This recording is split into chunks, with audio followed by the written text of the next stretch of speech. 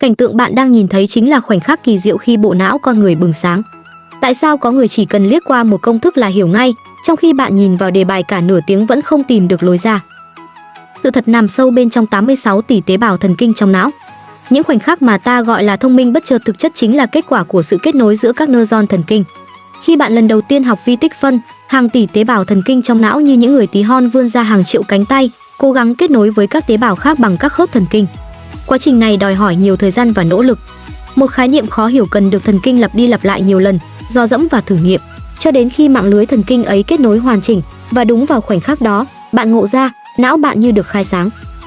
Đó chính là điều chúng ta gọi là bừng tỉnh.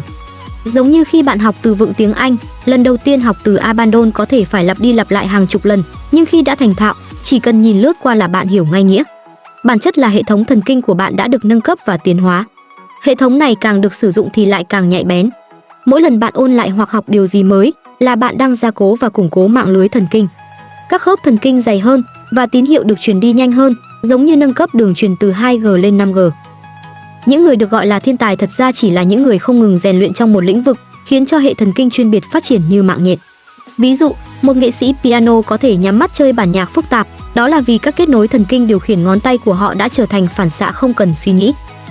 Tuy nhiên, dù có thông minh đến mấy, bộ não vẫn có thể thoái hóa nếu không được sử dụng đúng cách.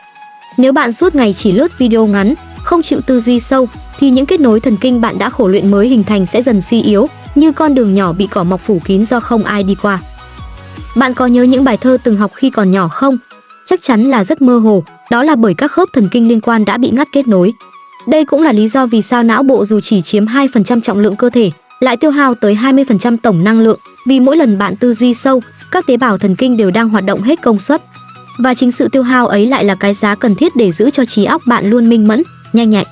Vì vậy, từ hôm nay, hãy đặt ra thử thách cho não bộ của bạn, giải một bài toán khó, học một kỹ năng mới, để đánh thức những tế bào thần kinh đang ngủ quên và để trí tuệ của bạn không ngừng phát triển.